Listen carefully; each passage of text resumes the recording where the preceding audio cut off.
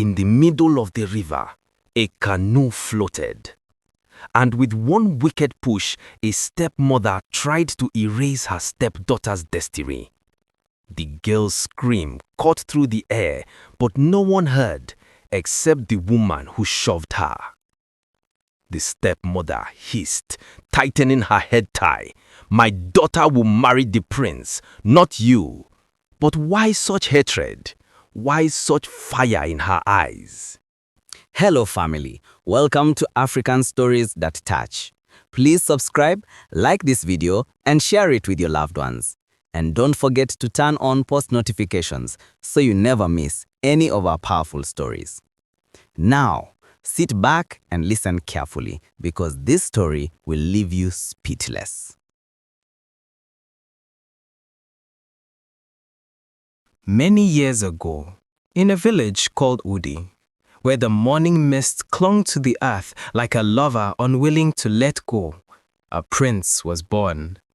It was a day of great joy. Laughter of children filled the air, and the scent of fresh palm wine floated through the bamboo groves. At the height of the celebration, the royal family announced that a royal dance contest would be held on the prince's 25th birthday to choose a bride for him. And so the preparations began. Mothers groomed their daughters, sons protected their sisters, and fathers prayed their names would be remembered. At that same time, in the compound of late Chief Okoye, two young girls grew side by side. One was Neca, born of his second wife, proud, spoilt, raised to believe the world owed her everything. While Adana, the daughter of his late first wife, was gentle, with a beauty that made even the moon jealous. Though they shared the same roof, they were never the same in their mother's eyes. While Neca spent her days applying makeup and painting her nails, Adana did all the chores and cooked the meals. She was a jovial child, loved by everyone. She greeted elders with respect and helped old women carry their firewood. Her laughter drew attention like moths to a flame. Soon, whispers began to spread that she might catch the prince's eye. And this burned the stepmother like pepper in a wound. How dare a child of another woman rise above my own blood, she fumed. From that day, every kindness Adana showed only sharpened her stepmother's envy. And to make matters worse, Neca's beauty seemed dull beside Adana's. Her dance, stiff, even her smile could not compete. So when the time came for maidens to be presented at the prince's dance contest, the stepmother made her choice. Adana must vanish. One morning, as the sun painted the sky in gold, Adana's stepmother called her into the room. "Today, my child," the stepmother said with a smile too sweet to be true, "we shall fish together. The prince's festival draws near and you must learn a woman's duty."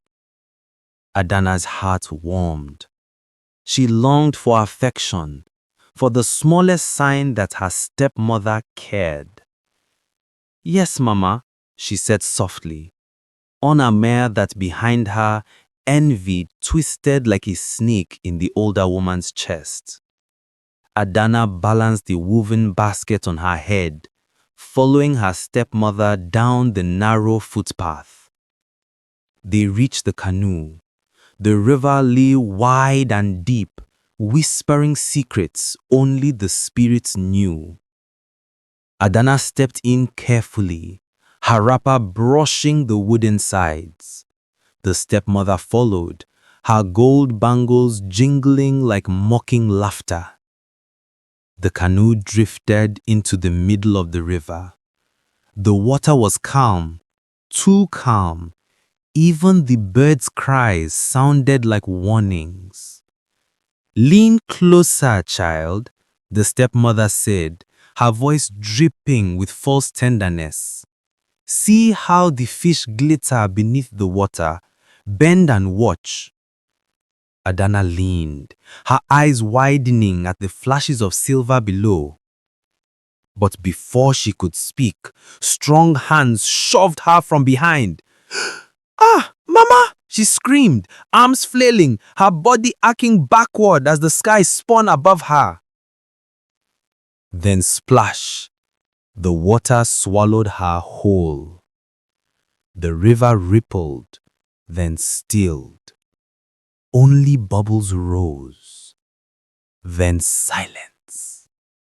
"My daughter will marry the prince, not you."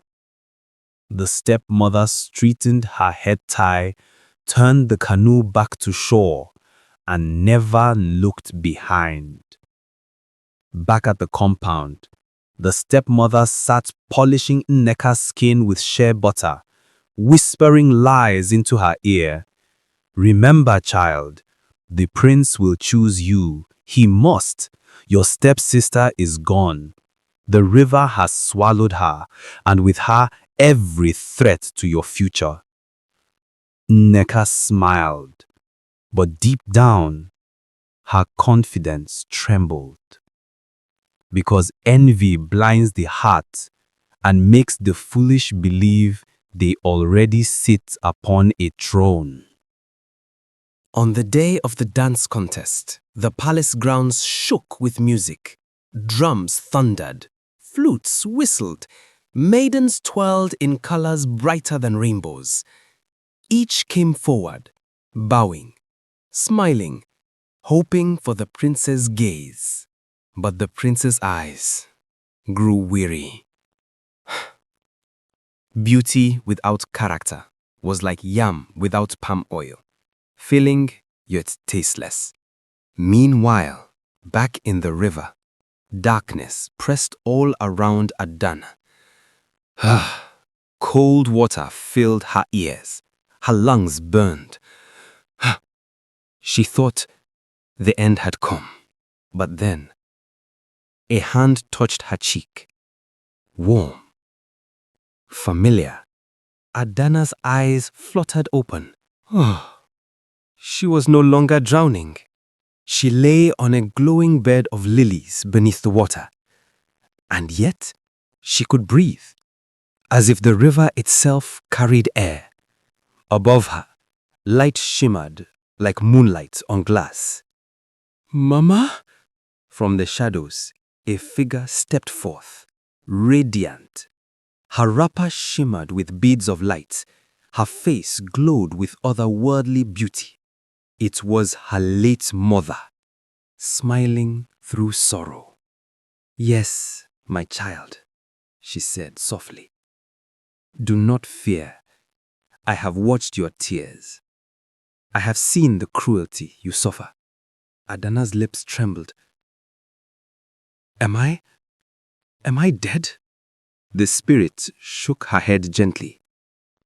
"No, not yet. Destiny would not allow it. Your journey has just begun." With a wave of her hand, Adana's plain wrapper shimmered, transforming into flowing fabric woven with gold and coral. Her hair glistened with beads that sang like ancestors in the night.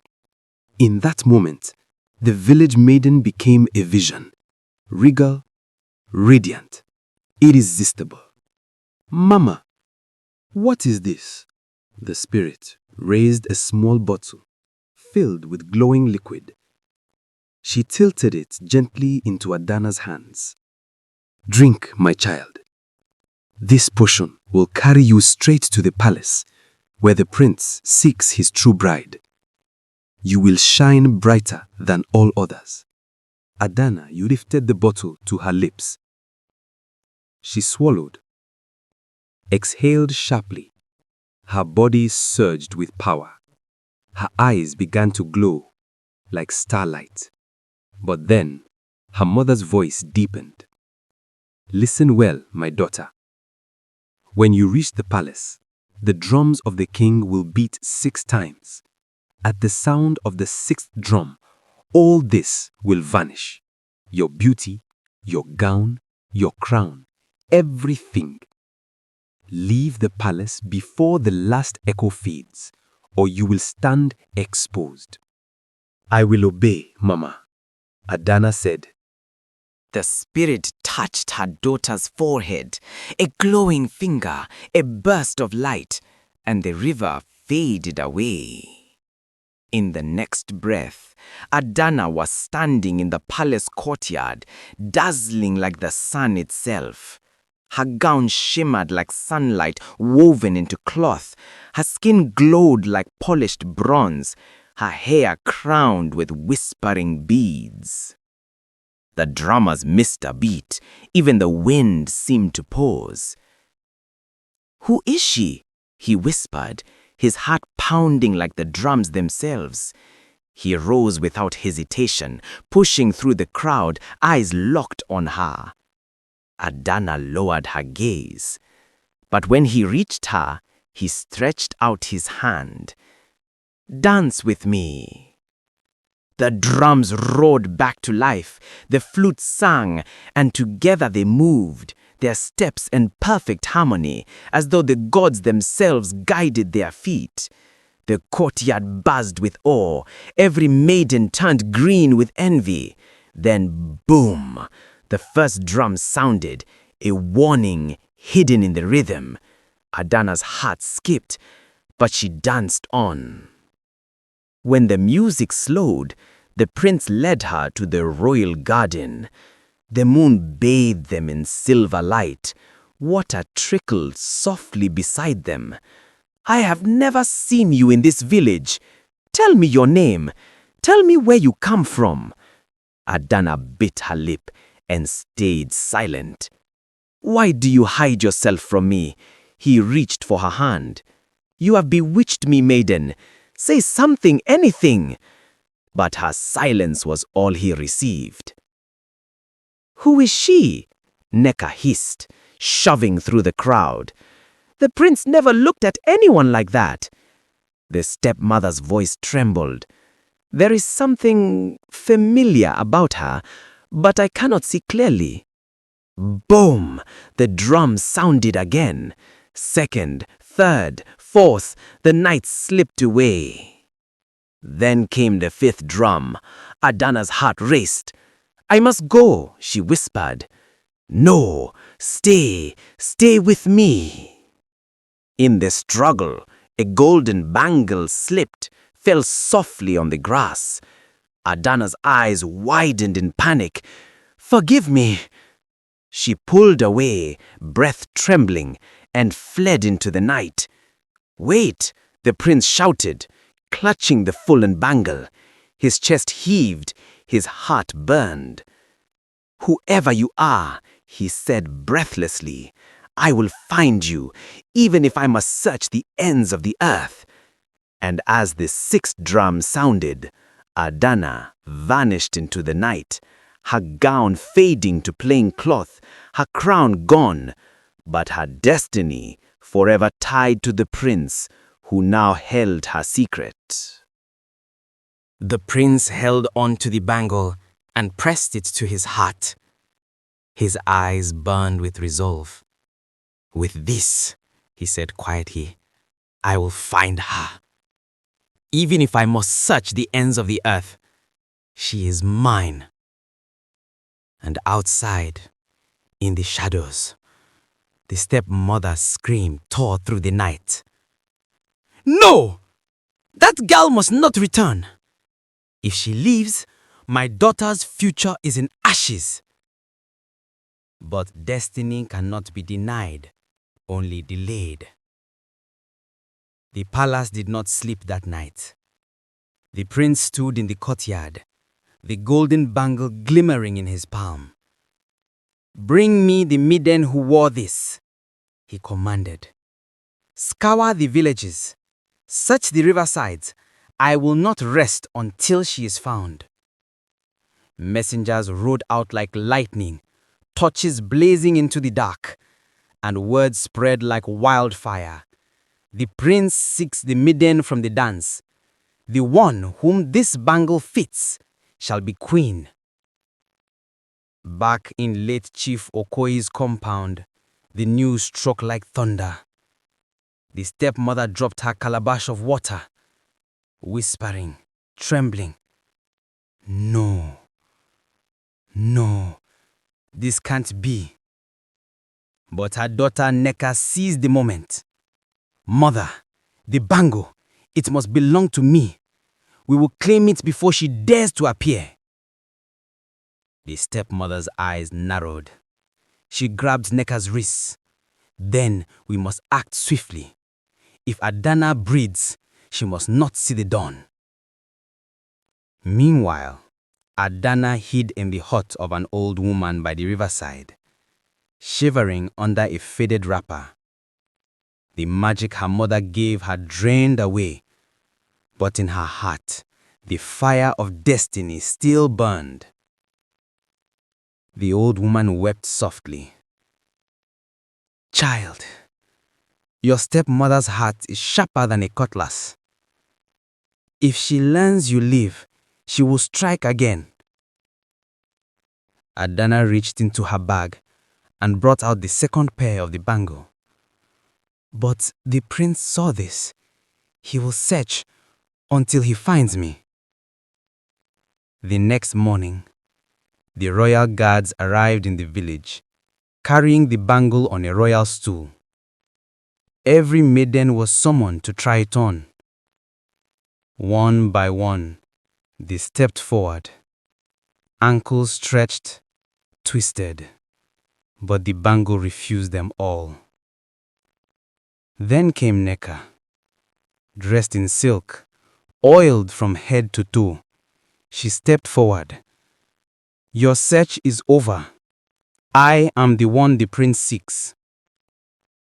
The people held their breath. She bent, slid her foot in. Crack! The golden bangle split in two. Murmurs spread like wind through the leaves. "The gods reject her," an elder said. The stepmother fell to her knees, clutching the broken piece, her eyes wild. That night, the village grew silent. The river whispered secrets. Owls hooted in warning. Inside a small hut, lit by a trembling palm oil lamp, the stepmother crouched before a black pot. Neca sat in the corner, shaking. "Mother, must we do this?" "Do you want the prince to marry Adana?" she hissed. "Do you want to live in her shadow?"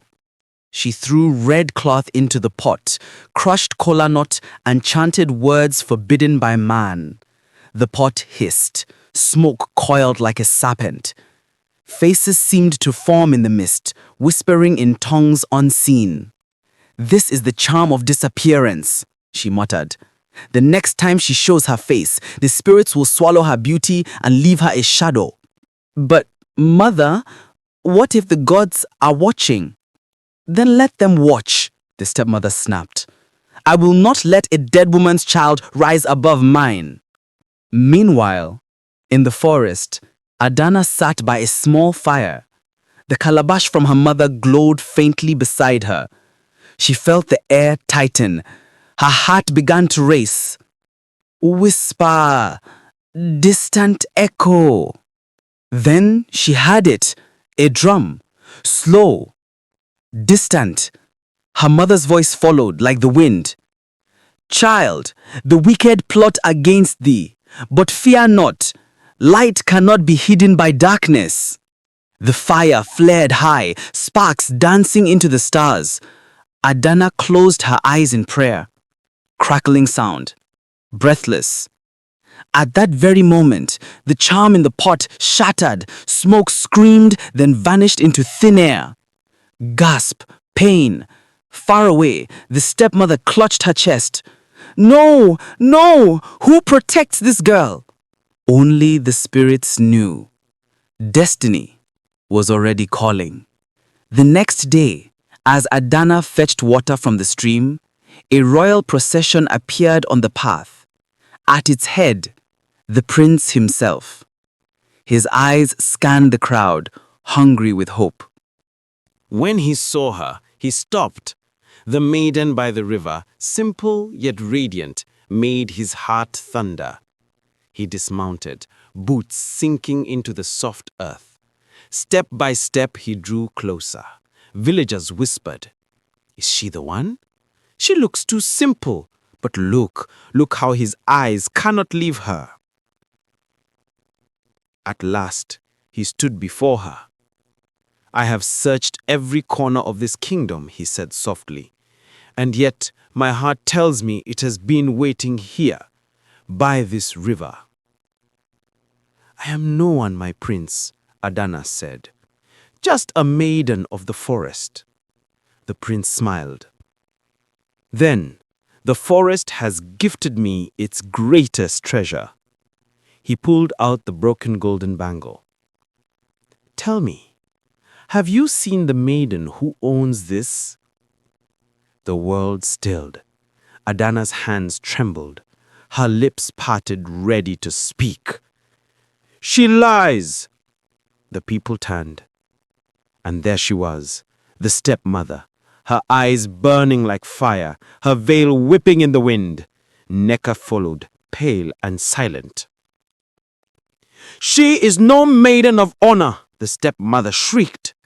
"She used charms to deceive the prince. My daughter was chosen by the gods."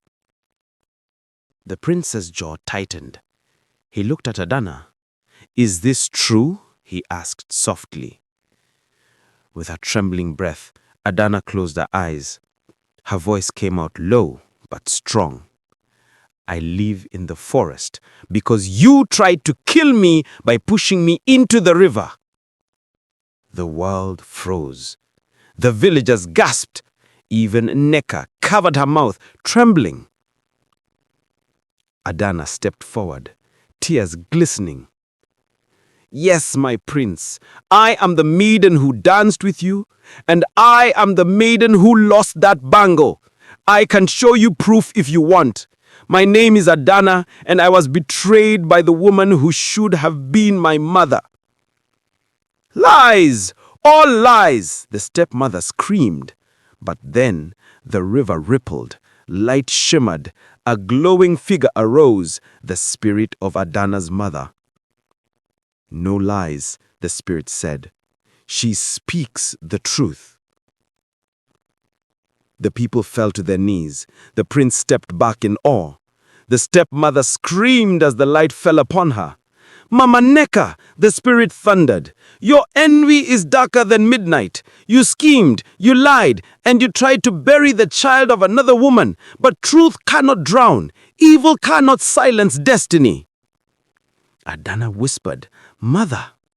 The prince raised the bangle high. "I need no further sign," he declared. "This bangle belongs to the true maiden, and this heart belongs to Adana." The crowd cheered in triumphant tone. "Adana, the true maiden, the queen has been revealed." The stepmother shrieked, "No, this cannot be. I will not bow to her." But the river swelled, pushing her to her knees. And the spirit's voice faded. "Let her carry her shame. As for my daughter, her crown awaits." The river calmed. Silence fell. The prince turned to the crowd. "By the gods and the spirits who have spoken," he said, "I declare Adana, the chosen bride, my queen, and the mother of generations to come." He turned to the stepmother, cold, resolute. "You will leave this land at once. Take nothing but your shame." The people shouted in agreement.